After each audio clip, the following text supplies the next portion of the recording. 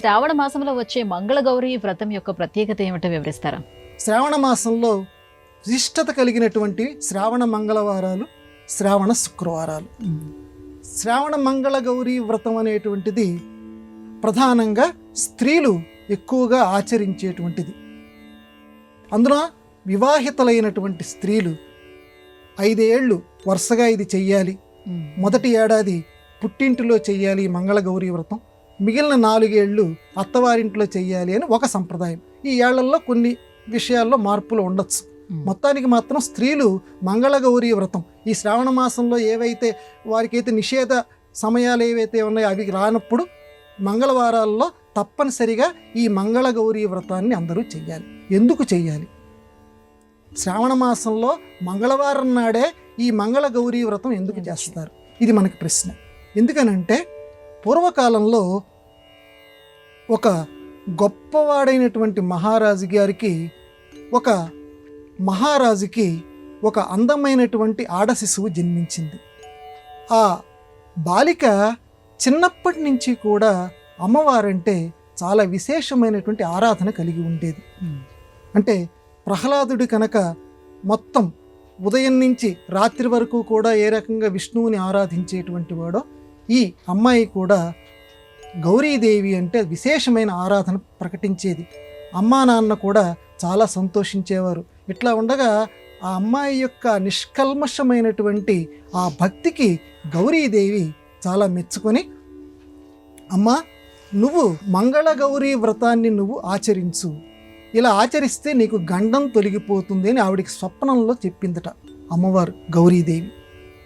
చెప్తే ఎందుకని ఈ గండం వస్తుంది అనంటే, ఏ రూపంలో ఈ గండం వస్తుందనంటే, వివాహమైన తర్వాత భర్త చనిపోతాడు, నీకు ఆ గండం దాటాలి అనంటే నువ్వు ప్రతి మంగళవారం కూడా ఈ వ్రతాన్ని పాటించు అని గౌరీదేవి స్వయంగా ఆ అమ్మాయికి చెప్పింది.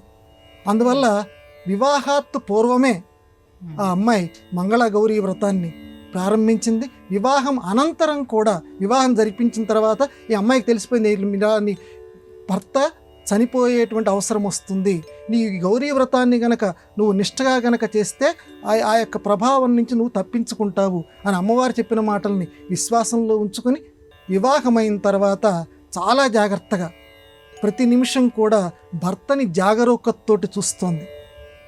మంగళవారం వ్రతాలు చేస్తోంది. సరిగ్గా ఒకరోజు ఒక పాము వచ్చి ఇతన్ని కాటు వేసేసింది. కాటు వేసిన వెంటనే అమ్మవారిని ప్రార్థించిందట ఈ తల్లి.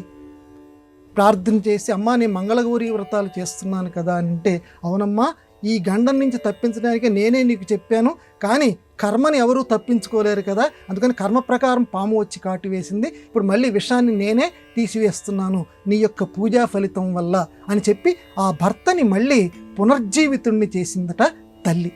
అందువల్ల భర్తలకి సంబంధించి సౌభాగ్యంగా ఉండాలి, వారికి ఎటువంటి గండాలు రాకూడదు, చక్కగా ముత్తైదువుగా తాను ఉండాలి అని మంగళగౌరీ వ్రతాన్ని, అమ్మ నువ్వే కాదు ఈ లోకంలో ఎవరు చేసుకున్నా వారికి నేను సౌభాగ్యవతిగానే ఉండేటువంటి వరాల్ని నేను ఇస్తాను అని అమ్మ చెప్పింది. కాబట్టి అప్పటి నుంచి మహర్షులు దీన్ని ఒక ఆచారం కింద పెట్టారు.